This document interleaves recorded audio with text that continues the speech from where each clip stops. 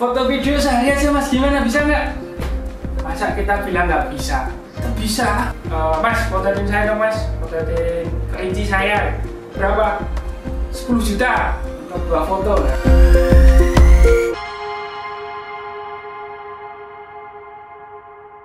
Kalau kelas itu apa mas? Oke, terima kasih. Assalamualaikum warahmatullahi wabarakatuh. Waalaikumsalam warahmatullahi wabarakatuh. Kayaknya udah ada ribuan yang gabung ya? Halo, belum teman-teman. 957. Yang lainnya di hide.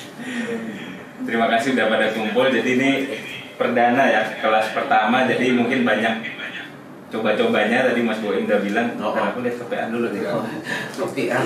Jadi tadinya tuh kita cuma mikir Colorful Class ini buat internal aja gitu. Kita mau sharing sesama anggota Colorful. Oh gitu? Iya. Oh. Enggak sih. Oh gitu? Balik nih. Amatir mic-nya Oh satu. gitu? Apa?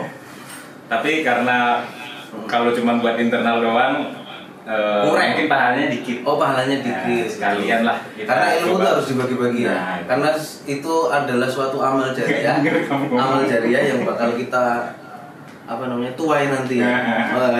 Selain uang yang kita sumbangkan ya kan, berbakti kepada orang tua, Istri yang ilmu. solehah. Ya, istri yang solehah. Kalau Oke. bahas istri. Jadi ini dari teman-teman mudah-mudahan kita bisa konsisten ya, seminggu sekali atau 2 minggu sekali. Ya selama masih sepi kerjaan bakal sering ya, Im ya. Intinya sih itu sih gara-gara sepi. Kebetulan lagi penuh ini saya. Penuh muter otak buat dapat kerjaan. Ini penonton bayarannya pada lemes nih. Hehehe. Udah dikasih makan loh. Udah disuruh teriak loh. Joget-joget. Oke, jadi nanti sesi hari ini juga akan kita rekam, kita edit ulang, kita upload di YouTube Colorful Class. Jadi teman-teman nanti bisa cek ya YouTube-nya. Dan pembicara kali ini tidak main-main ya. Juara internasional dari Tambong. Woi, tepuk tangan dulu. Kenamaan. Jagoan bener deh. Tapi kok beda sama yang di poster ya? Yang di poster kayak Jeffrey Nicole ya? Belum tahu. Jadi orang itu Ngomong kayak komputer mas. Aja sana. gimana? Ngomong lagi.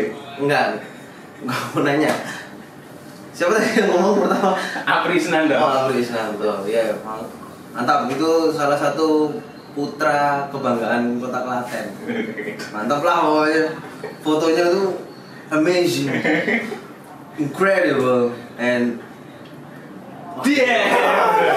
fantastic. Oke, langsung aja daripada berlama-lama kita sambit bersama Mas Apre. Semoga Aja marah. akan menikmati teman-teman, mohon dimaksimalkan, mudah-mudahan bermanfaat. Silakan. Oke, terima kasih. Assalamualaikum warahmatullahi wabarakatuh. Waalaikumsalam warahmatullahi wabarakatuh. Selamat sore teman-teman semua. Nampaknya sudah banyak partisipan ya, ada berapa tuh? Yang online ada sekitar 205. Dan di ruangan ada sekitar 1050. 4. Lucu Ya ya. nggak apa-apa, ini kan awal-awal. Jadi kita coba maksimalkan seperti apa yang tadi udah disampaikan di depan. Ya, kita langsung mulai aja. Boleh share screen mas. Nah, di sini saya akan lebih banyak mendongeng ya, bercerita berdasarkan pengalaman saja. Oke, perkenalkan langsung saya Apri Isnanto. Memulai karir apa ya, profesional lah, berprofesi sebagai fotografer itu tahun 2012 sampai sekarang, berarti sudah ada sekitar 9 tahun.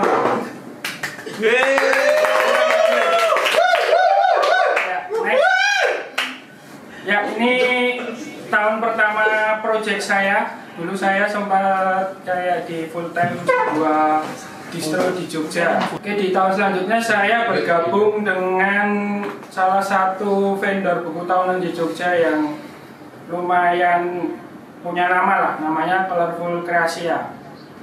Jadi di situ saya mengerjakan foto aja, foto buku tahunan kan ada beberapa divisi ya, marketing, desain, produksi, foto. Nah saya di bagian fotonya. Terus masuk ke 2014-2015 saya bergabung ke induknya dari buku tahunan. Jadi kan buku tahunan itu semacam anak perusahaan ya, atau kolaborasi lah. Mereka tuh jadi ada perkumpulan orang-orang nih kolaborasi. Nah ini dari Colorful, jadi Colorful Asia, dan akhirnya saya bergabung ke Colorful Fotografi ya. Colorful Foto kalau zaman dulu nyebutnya Colorful Foto dari 2014 sampai 2015. Oke, di situ next saya banyak mengerjakan foto-foto pre-wed wedding sih rata-rata. Jadi ya project lingkupnya hanya foto pre-wed wedding sama studio. Itu di Colorful Photo. Oke, next. Nah, terus dari 2015 sampai sekarang saya bergabung di Colorful World Indonesia. Nah, itu lingkupnya lebih luas lagi. Jadi tidak hanya mengerjakan foto wedding pre-wed, itu lebih ke kebutuhan corporate lah. Jadi kayak sistem bisnis to bisnisnya. Oke, next. Nah ini beberapa pekerjaan yang pernah saya lakukan. Ya alhamdulillah ada lumayan mas dari 2015. Oke, next. Nah nanti saya akan membagi dari menjadi 3 ya. Jadi dari dongeng, teknis, dan tips. Oke, untuk fotografi, sepengetahuan saya fotografi itu dibagi menjadi 3, dari fan art, sense, sama komersil. Fan art itu lebih ke sesuatu yang berbau-bau seni ya. Terus sense itu kayak yang foto ronsen, foto tulang kayak gitulah, foto ortopedian gitu, itu masuknya ke sense. Terus komersial itu ya lebih sesuatu yang menghasilkan cuan ya. Di komersil ya kita bisniskan, jadi secara kegiatan fotografi ini kita bisniskan. Lingkupnya banyak banget, dari foto wedding, foto panggung, foto makanan, foto interior, dan yang lain-lain. Nah, bagaimana caranya ya menghasilkan foto yang bernilai jual? Maksudnya bernilai jual itu ya istilahnya foto itu laku lah, laku dijual. Simpel sih sebenarnya, sesuai harapan dan bagus. Ya maksudnya sesuai harapan ini kan untuk proyek komersil ini kan kita melibatkan antara kita dan klien ya. Jadi klien kan punya kebutuhan tertentu nih. Ketika klien udah punya kebutuhan tertentu, dia pengen A ya, setidaknya kita bisa memenuhi harapan A. Nah untuk harapan A ini harusnya sudah aman. Nah ketika ditambah nilai bagus, ya itu salah satu tambahan sebagai value lagi ya, value dari fotografer ke klien, ya apresiasi dari kita juga sih, memberikan sesuatu yang bagus ke klien. Kalau di dunia kreatif ini sesuatu yang selalu saya pegang itu dari Mas Yoris ini, jadi porsi kreativitas dalam kerja itu 70-20-10.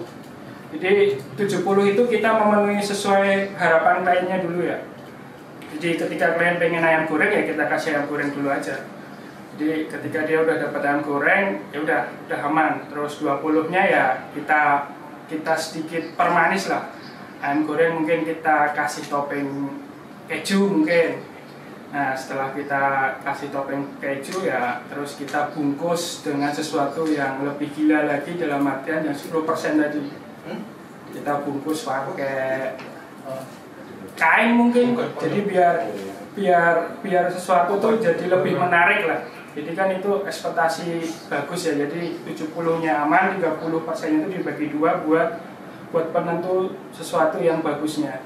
Nah ini contoh-contohnya, ini proyek pertama saya ya, yang di tengah itu sebenarnya kerjaan tim ya. Jadi ya saya di situ sebagai produser juga, sedikit editor, dan kanan kiri itu foto yang di Batu itu foto pre-wed di Belitung, yang di kanan itu foto hijab kayaknya. Ya kalau masalah sesuai harapan ya, ketika klien yang pre-wed ini, saya menjadikan pre-wed, ketika pre-wed ini ya foto mereka udah kelihatan. Aku juga ada foto normal, maksudnya foto normal itu ya foto udah mereka di pantai, hahi, foto dan komposisi yang bagus. Nah ini salah satu 20%-nya lah yang di kanan tuh saya suruh tiduran di atas batu, terus saya agak naik dari posisi yang posisi yang lebih tinggi lah rata-rata. Itu disebut foto kutu ya katanya ya. Jadi orang objeknya itu kecil, lebih memperlihatkan landscape-nya. Terus untuk yang di Vespa itu sebenarnya juga sudah foto produk aja, aman aja. Terus kita coba memberikan sentuhan untuk background tuh hand drawing. Oke, terus elemen penting apa aja sih yang ada di komersial foto? Jadi saya bagi dua dari teknis dan non teknis. Untuk yang teknis dari pre-produksi, produksi sampai post produksi ya. Nah, pre-produksi itu ya lebih kita meeting ke klien, kita ajukan konsep, kita tampung dulu semua kemauan dari klien ya. Jadi itu ngobrol-ngobrolnya dulu lah dengan klien, dengan si pemberi pekerjaan, kliennya, pemberi rezeki nih. Terus produksi ya, produksi kita proses produksi selama foto. Terus post produksi ya editing lah biasa. Jadi produksi, post produksi, dan post produksi. Terus komunikasi yang baik dan benar itu masuk ke non teknis ya. Jadi pengalaman saya ketika komunikasi itu terjalin dengan enak, dengan bagus, setidaknya klien itu akan memberikan apresiasi ya. Jadi ketika foto udah selesai ya harus ada obrolan lebih lanjut ya, maksudnya untuk menyambung proyek-proyek selanjutnya. Ketika kita udah foto udah selesai terus udah aja kan kurang bagus sih menurut saya ya. Pokoknya komunikasi itu menurutku penting ya, selain dari teknis, karena kan juga ketika produksi itu juga harus banyak tiktokannya klien, komunikasi kita harus baik, harus benar, harus sopan, harus banyak mendengar lah. Ketika klien itu butuhnya apa ya kita coba cukupi lah kebutuhannya. Nah, mengenai ide ini lebih di teknis ya, di bagian pre-produksi. Dalam artian ketika kita dikasih brief dari klien ya kita harus cari, sebelum kita presentasi kita cari ide dulu. Jadi foto ini bakal dibikin gimana, bakal dibuat kayak apa, dan editingnya kayak apa. Nah, untuk ide biasanya saya nyarinya di ya ada Pinterest, ada Behance, sama Shutterstock. Kalau saya cari referensi rata-rata di sini ya, banyak di sini. Kalau kita mau presentasi ke klien, nanti mau mengarahkan bagaimana posenya ya tinggal cari di Shutterstock aja. Cari posenya gini Pak, posenya gini. Kalau mau cari final artworknya, editannya kayak apa ya lebih ke Behance ya. Jadi kan lebih banyak variannya juga kalau di situ. Pinterest juga umum sih, bisa cari referensi yang lain, bisa cari moodnya kayak apa, lightingnya kayak apa. Jadi Pinterest itu lebih umum ya. Kalau yang di Behance itu lebih ke sesuatu yang udah jadi. Terus kalau yang di Shutterstock itu lebih kayak kita mencari referensi buat post aja sih, kayak dalam foto aja sih. Nah, terus faktor apa aja sih yang menentukan harga dalam komersial foto? Nah, saya juga membaginya menjadi dua lagi, realistis dan idealis. Untuk yang realistis itu biasanya kita lihat dulu tingkat kesulitannya itu kayak apa, seperti teknis, properti, tim, dan waktu. Jadi properti itu kita butuhnya apa aja, terus tim tuh kita terjunnya berapa orang, terus waktu itu pengerjaan berapa lama sih biasanya foto ini bisa dikerjakan, dari mulai motret sampai editing. Dan semua itu harusnya berdasarkan brief dari klien ya. Jadi kan biasanya ketemu pertama tuh kita dengerin aja, kita sebagai pendengar yang baik, klien butuhnya apa kita catat aja dulu. Habis itu biasanya keluar penawaran. Nah dari penawaran itu kan biasanya terus ada negosiasi. Kalau dari kami sih biasanya kita hitung dulu semuanya. Misal properti itu butuhnya kita sewa alat, kita sewa tempat, sewa baju, sewa talent, dan yang lain-lain itu biasanya kita upin dulu ya, minimal 30% lah buat amannya. Kan terkadang kan klien ada yang DP dulu, ada yang enggak kan. Nah ketika klien yang enggak DP dulu itu kan juga agak bahaya, makanya kan kita upin dulu buat modal bayar ke properti biasanya. Oke, next. Terus idealis, ini harga semaunya ya. Dan biasanya yang idealis ini rata-rata, bukan rata-rata sih, beberapa ada yang harga buang. Anggaplah saya seniman nih, disuruh motret sama teman. Mas, potretin saya dong mas, potretin kelinci saya. Wah, apaan nih kelinci dipoto. Nah, saya biasanya, kok saya ya sebagai seniman terkadang mempertimbangkan ya, ketika saya foto ini apakah akan jadi portofolio saya untuk mencari proyek selanjutnya, atau hanya portofolio udah buat klien. Nah dari situ kan kelihatan nih nanti dari keseriusannya klien ini mempersiapkan proyek ini. Nah ketika dia tidak begitu mempersiapkan proyek, pokoknya aku butuh foto aja, dan kita merasa berfoto doang jadi gini ya, biasanya tuh terjadi harga buang. Maksudnya harga buang, kita bisa melempar harga semau kita. Mas, fotonya kelinci berapa? 10 juta untuk 2 foto. Nah misalnya kayak itu, kliennya kan pasti mahal tenan nih. Itu termasuk harga buang ya. Tapi ketika klien udah oke mas 10 juta ya nggak apa-apa, itu kan berarti rezeki kita udah dapat sesuatu yang lebih ya. Jadi ada banyak keuntungan lah dari harga buang ketika diterima. Fotografer idola itu ada namanya Sam Nugroho. Sam Nugroho itu kayaknya orang bukan pertama kali ya mungkin pertama kali fotografer yang saya lihat di dunia komersil ya. Jadi saya banyak mengikuti karya-karyanya Mas Sam Nugroho ya, Sam Nugroho ya. Pokoknya itulah, dia lebih ke foto iklan lah, foto kalau orang nyebutnya komersil ya. Kalau rata-rata orang nyebut fotografi komersil itu ya fotografi iklan, tapi kan nggak melulu tentang iklan ya. Terus ada lagi Anton Ismail. Nah itu salah satu idola saya juga. Ya kalau fotografer sih ya rata-rata ya begitu-begitu aja, maksudnya karyanya ya begitu-begitu aja. Cuman si Anton ini punya kayak movement ya, cuma pergerakan, punya masalah yang lumayan mengerikan. Maksudnya mengerikan nih militan lah ya. Kalau fotografer itu udah banyak tahu sih, Anthony punya kelas pagi dan yang lain-lain. Oke, terus next satu lagi, nah ini fotografer idola saya nih. Ini semua fotografer di Colorful Photo Cinema Jogja zaman dulu banyak banget nih. Ya kenapa saya mengidolakan ya, dulu sih mereka tuh sangat-sangat ya menguasai Jogja di zamannya lah orang-orang ini. Ya mungkin sekarang masih ya beberapa ya yang rata-rata udah pada cabut ke daerah bangun desa mungkin. Oke, next. Nah ini fase yang menurut saya paling susah. Alat dan pengetahuan. Ya sekali lagi saya tidak begitu menguasai alat dan pengetahuan. Jadi beberapa proyek yang saya kerjakan, yang saya selesaikan itu berdasarkan pengalaman aja.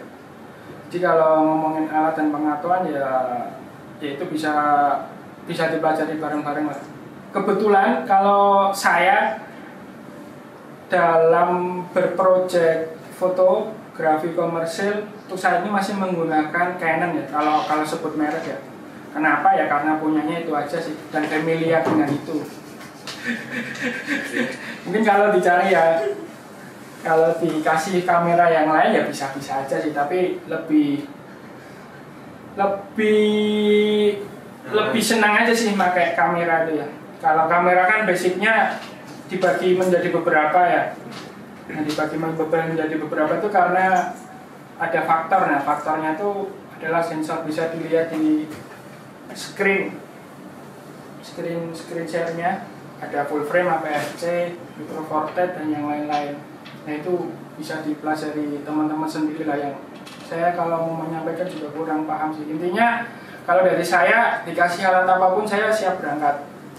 Ya kalaupun mau belajar ya 2 hari sebelum project kita biasanya pre-test dulu lah, pre-shot dulu lah. Ketika kita familiar dengan, kita nggak familiar dengan alat ya kita coba dulu. Biasanya sih gitu. Kalau kita ketemu dengan alat yang baru. Nah begitupun dengan lensa, itu bisa dilihat di mana? Di screen share. Nah biasanya ketika saya mau memotret orang ya setidaknya saya pakai 85 untuk normalnya ya. Jadi kenapa 85 ya, distorsinya tuh nggak begitu kerasa lah. Takutnya kan kalau motret orang terus lensanya misal 22 tuh orangnya kayak jadi peyang. Tapi ya semua itu berdasarkan kebutuhan ya, berdasarkan briefnya. Terus kalau lensa itu kan juga mempengaruhi bukaan, bisa dilihat sendiri, speed juga ya bisa dipelajari lah untuk teman-teman. Oke, next. Nah ini lighting. Oke, untuk lighting saya sebenarnya juga nggak begitu terlalu paham dengan teknis ya.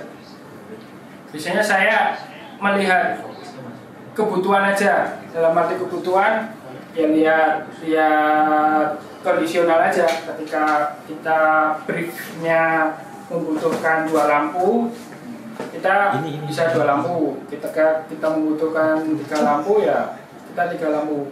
Kalau lighting menurut saya main feeling ya.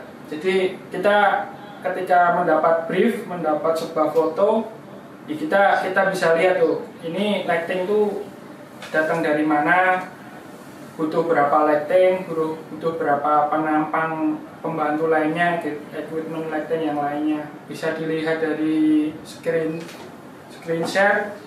Itu ketika kita ngasih lighting di sini akan terjadi seperti apa. Ketika kita ngasih di lighting di sini akan terjadi seperti apa. Ketika kita ngasih lighting di sini akan terjadi seperti apa. Harusnya itu ada ilmunya, tapi kalau saya pribadi sih lebih main ke feeling ya. Ketika saya mau bikin istilahnya rim ya, tinggal kasih belakang ya bisa dilihat aja sih.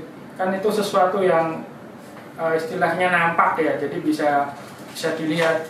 Maksudnya by feeling pun bisa. Nah seperti contoh ini ya, biasanya saya juga memperagakan seperti ini. Saya foto dulu tanpa lighting. Ketika udah dapat, ambient udah dapat, nah saya butuh nyapa, tinggal saya kasih lighting. Kalau yang pertama itu kan stop tanpa lighting. Terus yang kedua itu mungkin fotografer pengen fill in di muka ya, kasih dulu 1 tes di muka. Terus pengen kasih rimlet tuh, kasih di belakang, tes. Nah badannya, tangannya kok masih hitam mas, kasih lagi 1 lighting, tes. Terus wah backgroundnya kurang terang mas, kasih lagi 1 lighting, tes. Nah jadi berdasarkan kebutuhan aja sih kalau saya. Ya setidaknya ketika motret, kursinya kan juga. Ketika motret ya bawa lebih dari 2-3 lighting sih menurutku, buat jaga-jaga aja sih. Nah ini dia. Nah kira-kira nih semacam kuis lah. Lo nggak apa-apa kan, bebas. Nah kira-kira nih kalau dari teman-teman, menurut teman-teman ketika lighting dilihat dari sumber datangnya cahaya ini, ada berapa lighting yang dipakai dalam foto ini? Saya jawab chat ya. Jawab di chat. Oke, saya tunggu setengah jam lagi ya. Ada 3 tuh, ada yang jawab tuh. Oke, 3. Mas Andi S. Ikom. Oke, terus? Aku Ada 3. Ada 3. Posisinya di mana mas? Kok aku direct message sih?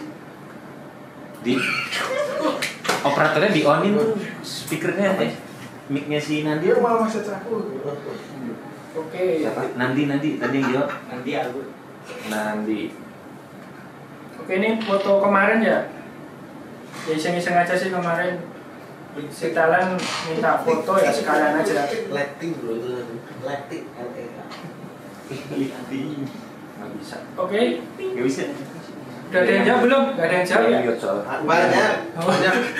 Banyak pada jawab 3 semua. 3 mana? 3 lighting om. Betul nggak om? Ya betul 3 lighting. Gampang. Tapi ada satu penampang yang nggak disebutkan. Apa? Nah ini dia. Ini komposisi lighting yang kemarin saya gunakan. Jadi dari atas, terus depan saya kasih reflektor, terus belakang saya kasih sedikit kecil ring light, terus sama samping buat tuh knalpot. Ya berdasarkan kebutuhan aja sih. Saya kemarin juga nyoba ketika dikasih ini gimana, ketika dikasih itu gimana. Ya based on pengalaman, based on feeling. Itu standing lightingnya pakai patung gitu ya? Nah, manakin itu asli mana? Rangkas. Standing racek tuh kayak gitu bentuknya. Oke, next. Nah, terus untuk teknis, kemarin ada yang mempertanyakan mending under atau over. Nah, ini diagramnya. Oke, kalau dari under atau over tergantung kebutuhan juga sih sebenarnya. Foto itu mau dibikin gimana, kan ada teknik pencahayaan tuh yang under banget, low key, terus ada yang tinggi itu yang high key ya. Low key high key ya. Itu tergantung kebutuhan aja sih. Kalau ditanya normalnya sih ya exposure normal lah.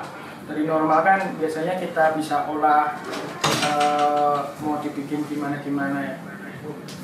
Ya kalau memilih ya memilih under sebenarnya. Kenapa ya? Karena kalau over tuh terkadang detailnya tuh hilang. Jadi nggak begitu bisa ketolong lah. Kalau under kan ya nggak under banget ya. Selama barang itu masih kelihat dan kita motret pakai file raw itu rata-rata masih bisa ketolong. Itu kalau yang paling over tuh yang bawah ya itu bulu dadanya udah nggak kelihatan tuh kalau ntar kalau kayaknya minta mas bulu dadanya dikelihatin ya susah tuh.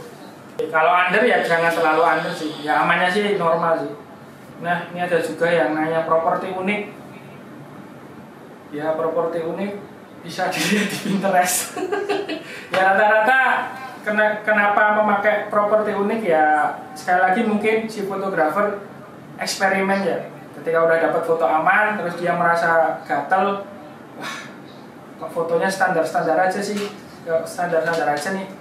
Saya coba kasih properti unik ya. Biasanya sih properti unik itu lebih, kalau saya ya pengalaman saya lebih sesuatu yang membantu di pencahayaan. Misal itu ada contohnya yang bawah itu pakai kayak apa tuh kotak-kotak tuh ditempelin di standar reflektor, terus dia akan menimbulkan sebuah bayangan atau shadow yang kotak-kotak itu. Terus kalau yang di bawah itu reflektif ya, itu mecahin CD ya kaca lah, jadi biar reflektif. Dulu sering saya gunakan teknik-teknik kayak gini ketika motret di pre-wed wedding kayak gitu, karena kan kalau foto wedding normal-normal aja sih gatel ya tangannya ya. Nah ini salah satu. Jadi kalau properti itu ada, kalau menurut saya ada yang reflektif dan bertekstur. Maksudnya tekstur itu membentuk sebuah penampang yang akan menghalangi cahaya. Kalau yang di bawah itu saya pakai tangan tuh sebenarnya. Jadi kalau itu yang ada glove-nya itu itu sebenarnya kan motret cincin, ya nggak begitu kelihatan sih. Tapi ada foto cincin tuh juga ada. Tapi saya coba pakai flash di samping, flash saya tutupin tangan, saya tutupin jari, saya kasih selah, udah jadinya kayak gitu. Terus yang di atas itu orang yang pegangan itu juga pakai HP. Ya udah standar lah ya, teman-teman juga pada tahu. Terus yang di bawah itu pakai pipa besi. Jadi menimbulkan kayak flare lah, circle flare. Jadi kan pipa itu bulat ya. Nah, di situ tuh ada apa tuh namanya? refleksi. Nah, rata-rata refleksi itu akan jadi seperti itu. Oke, terus ada yang menanyakan kendala juga. Kendala sebenarnya kalau dari pengalaman saya itu lebih ke tim. Nggak usah pakai tim berarti. Sendiri aja Pak. Bubar. Kenapa tim ya? Ketika project itu berhasil kan juga mesti karena tim ya. Tapi kalau ketika project itu kurang berhasil ya mesti ya ada beberapa kekurangan mesti dari tim, karena kalau teknis kan juga mungkin standar ya gitu-gitu aja. Kenapa tim ya? Ketika pas produksi itu kita juga nggak tahu nih kejadian yang akan terjadi itu kayak apa. Nah, ketika tim itu udah solid, udah tahu kemauan dan kebutuhan fotografer, sesulit apapun kondisinya pasti akan menolong lah. Tapi ketika timnya itu masih hula-hulu pahpoh gitu ya, Mas saya kesana, angkat lampu kesukaannya kan menjadi kendala juga. Mainnya sana sungguh. Ya tim menurut saya ini ya support system yang penting lah menurut saya. Yaitu bisa menjadi dua mata pisau. Ya sebisa mungkin ketika semua udah dipersiapkan harusnya sudah mana-mana aja ya. Toh ngomongin kalau kendala itu mesti mikirnya nanti teknisnya gimana ya. Kalau dari saya sih untuk teknis alhamdulillah belum pernah menemui sesuatu yang yang sulit lah, karena kita sebelum berproject itu kita eksperimen lah. Ketika yang yang udah saya sampaikan tadi, kayak butuh A ya kita mencoba membuat sesuatu A itu gimana caranya biar terlihat bagus. Nah ini juga ada yang nanya bagaimana ketika produksi foto dan video dalam sehari. Nah itu biasanya datang dari klien yang menghemat budget. Mas, foto video sehari aja mas, gimana, bisa nggak? Masa kita bilang nggak bisa? Itu bisa. Biasanya saya lihat porsinya dulu. Jadi dalam proyek itu tuh lebih besar pembuatan foto atau pembuatan video. Kalau pembuatan video ya otomatis foto itu sebenarnya bukan yang utama. Ya karena yang utamanya kan video biasanya. Atau sebaliknya, Mas foto videonya cuma buat ini aja sih, masih iseng-iseng buat ini. Oh ya udah, berarti nanti si video ini lebih banyak pengalahnya daripada si foto. Kita lihat porsinya.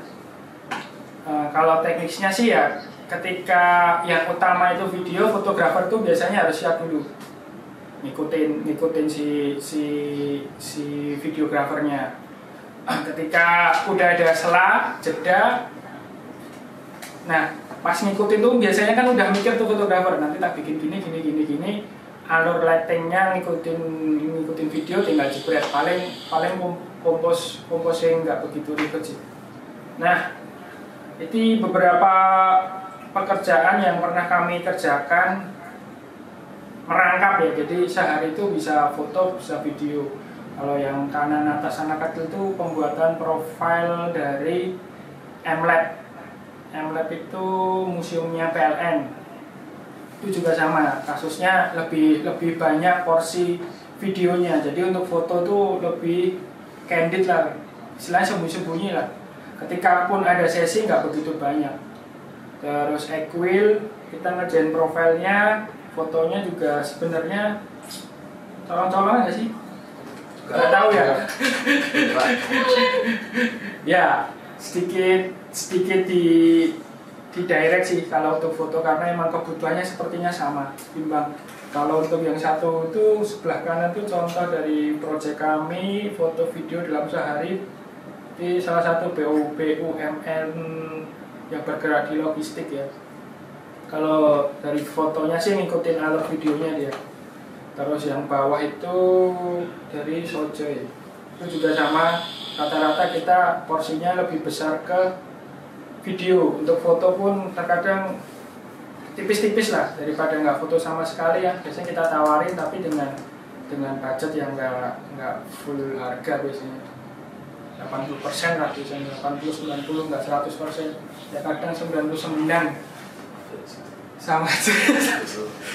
Ya intinya itu, kita lihat porsinya dulu. Ketika proyek ini banyak porsinya, dalam arti di-link dengan kayak pembuatan video. Untuk foto ngikut aja ya, kita mau nggak mau harus mempersilahkan untuk project video berjalan lebih dahulu.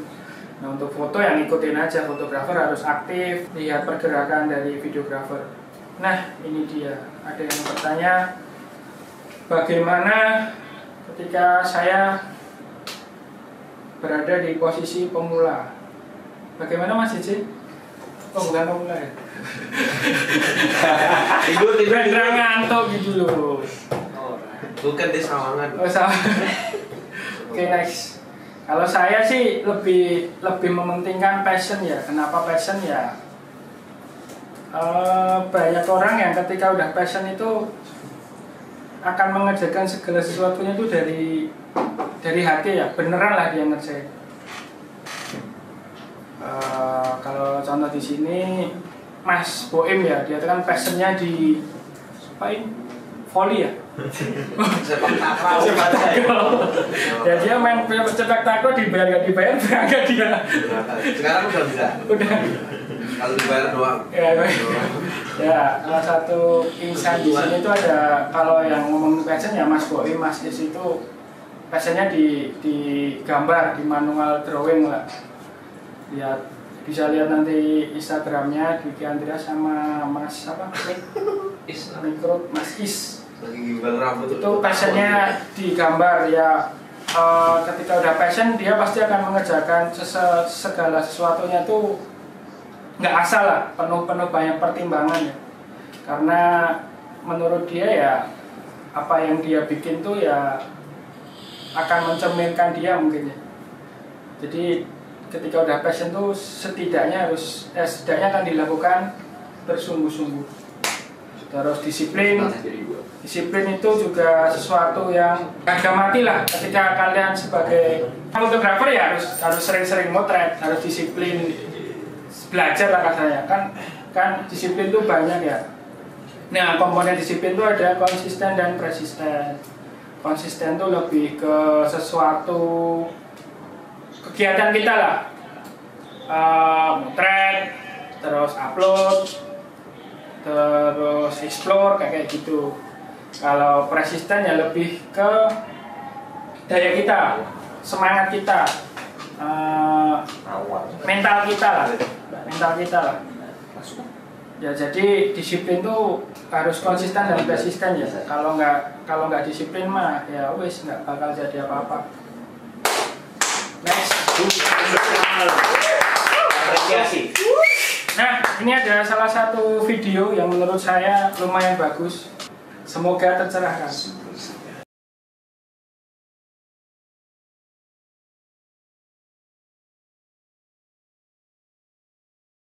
Kalau pengalaman saya sih, kalau di dunia komersil foto kayak gini kan untuk urusan teknik tuh bisa dipelajari, apalagi kan banyak tutorial di YouTube, di artikel-artikel di Instagram, di TikTok atau di platform yang lain tuh banyak banget bagaimana cara ini, bagaimana cara itu. Tapi mengenai kesempatan, mengenai disiplin, kayak gitu kan memang sesuatu yang harus kita maksimalkan lah. Banyak fotografer yang handal lah, tapi mungkin tidak begitu banyak kesempatan, tidak begitu punya power yang tinggi buat menjaga kedisiplinannya dia. Ya akhirnya ya bakalan gitu-gitu aja sih menurut saya ya. Setelah bisa menguasai sebuah ilmu ya mau nggak mau kita harus memanfaatkan yang lain ya, dalam arti kesempatan, dalam arti disiplin kita harus kita tingkatkan, yaitu salah satunya yang menjadi faktor penting lah menurutku. Teknis emang bisa dikuasai, dipelajari, tapi kalau kesempatan hanya sekali sih, walaupun 2 kali ya berarti Anda termasuk orang yang beruntung. Ya mungkin itu aja yang bisa saya sharing sore ini. Semoga bermanfaat bagi teman-teman. Maaf kalau emang banyak belepotannya ya, baru pertama kali, maaf. Tunggu untuk kelas-kelas yang lainnya ya. Kasih tanya jawab. Oh iya, tugasnya. Ada sesi tanya Oh jawab. ada. Itu Saya tadi- wakilin boleh? Itu tadi, terima kasih Mas Afri, itu tadi paparan.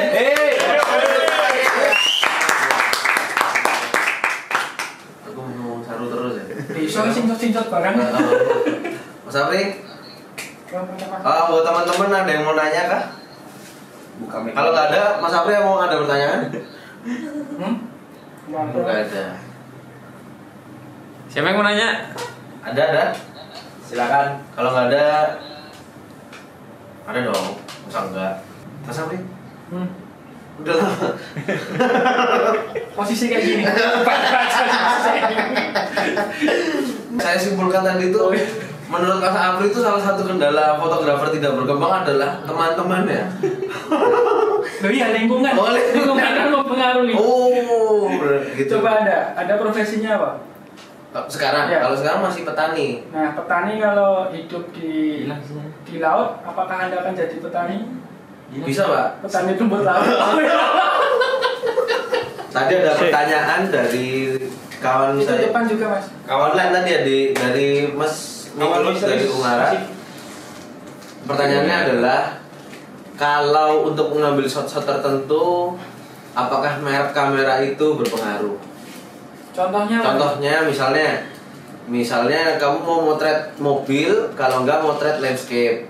Nah, apakah kalau dengan kamera yang berbeda hasilnya akan berbeda gitu? Maksudnya ada Kalau Mas ngomongin hasil pasti ya berbeda. Itu pasti akan berbeda. Tapi kalau Ini ngomongin merek, pakai merek apa menurutku sih enggak begitu ya. Kecuali ada khusus dalam arti format ketika kalian minta besok project foto, saya mau request formatnya nanti medium format kasarannya, itu kan udah menyangkut request ya, itu udah mempengaruhi. Tapi kalau untuk sekarang sih kayaknya enggak. Kalau dari aku ya, tapi nggak tahu Mas Hanan. aku sih yes.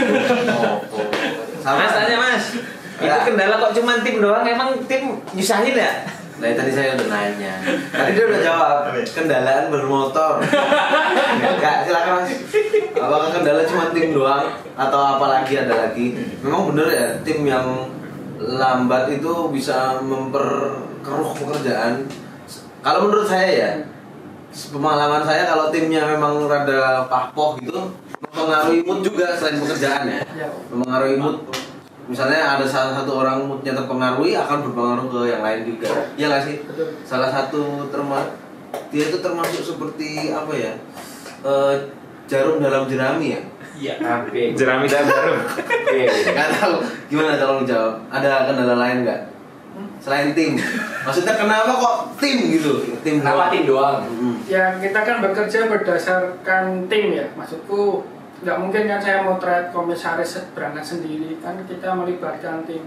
Ya mau nggak mau, ibarat sepak bola atau futsal ya semua itu mempengaruhi.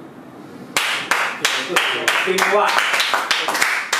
Ya kalau teknis motret, lighting dan apa itulah kayaknya sih bisa dipelajari ya. Tapi kalau tim kan ya susah juga, itu kan masuk ke personal orang ya. Masa kita mau merubah personal orang kan kasihan orang tuanya. Tinggal. Pertanyaan saya berarti apakah tim itu sebagai pendukung atau kendala? Harusnya ditulis tuh tim yang apa gitu. Ya, kendala kan kemarin ditanyain kendalanya apa ya? Kendala biasanya datang dari tim. Oh, datangnya dari Ya. tim yang Berarti kurang kendala- support. Tadi sudah dijelaskan sih secara verbal ya, mungkin nggak ada di tulisan tapi di verbal ada. Timbangan. Enggak, tadi dia udah bilang bagaikan pisau bermata dua. Kan kalau proyek komersil itu biasanya melibatkan banyak komersial fotografi itu melibatkan banyak orang ya. Misal motret makanan. Motret makanan pun tidak hanya foto makanannya. Di sana itu biasanya ada food stylist, itu yang bikin mempercantik tampilannya secara estetikanya. Terus model tuh idealnya pakai stylist, jadi ada makeupnya juga. Itu kan mempengaruhi satu sama lain. Ketika mereka udah kompak, udah Kesini job ya, insya Allah sih berjalan baik-baik aja sih. Kalau itu kan biasanya dari Malah, tim, Mas, ada pertanyaan dari lagi. tim. Kalau eksternal tuh biasanya apa mas? Maksudnya Apa namanya tadi kendala-kendala dari eksternal? Kalau internal kan tim, ini eksternalnya ada nggak? cuaca mas. Cuaca. Iya. Kalau mau motret di luar, tapi kalau selama motret di Indoor jarang ada ya berarti ya kalau. Insya Allah sih nggak ada. Kalau koordinasi paling ya. Koordinasi apa nih? Ya misal kita udah bikin shortlist atau apa untuk jadwal pemotretannya, ternyata yang di sana belum menerima shortlistnya atau apa, jadi harus setting dulu, terus nunggu siapa yang mau difoto, kayak gitu. Ya itu Penting kan harusnya bisa diomongin ketika di pre-produksi. Kan saya nyebutkan ada 3 elemen penting ya, jadi teknis dan non teknis. Itu harusnya masuk ke teknis, masuk di pre-produksi. Jadi segala sesuatu itu harusnya udah disiapkan matang ya. Jadi, nah ini yang kita nggak tahu ketika kita memotret apa tuh namanya, direksi lah, atasan lah, kan kita udah mempunyai jadwal seminggu sebelumnya nih, tiba-tiba 3 hari semalam sebelumnya tuh ada jadwal dadakan ya, mau nggak mau ya di cancel. Nah, atau kita nunggu seselainya, misalnya ada meeting kita janjian jam 8 nih, dia ternyata ada meeting dadakan jam 8 ya kita tunggu selesainya jam 4 ya kita tungguin jam 4 nggak apa-apa, selama masih di hari itu. Biasanya sih begitu. Berarti salah satunya butuh sabar. Iya, sabar. Apa tuh? Inama kurang pandai. Sopirin. Sopirin. Tadi kan Anda mengatakan kalau ibarat tim futsal atau sepak bola, tim kita tuh fotografi harus apa namanya? Kalau salah satu remo gitu semua kan. Ya kan mainnya jelek, yang akhirnya timnya jadi jelek gitu kan. Ya kalau satu sih nggak begitu masalahnya kan kalau 4 pemain itu remuk. Aduh. Kalau ibarat renang, bisa gimana loh? Kalau ibarat renang, Renang indah. Renang tuh ada yang dipersiapkan tuh sebelum renang. oh pas di lapangan. Iya. Pas di kalau renang kok lapangan. Iya itu kan ada pelatihnya tuh. Karena kalau pelatihnya sebelumnya dipisu-pisu kan nggak ngerti buat banget. Luar biasa.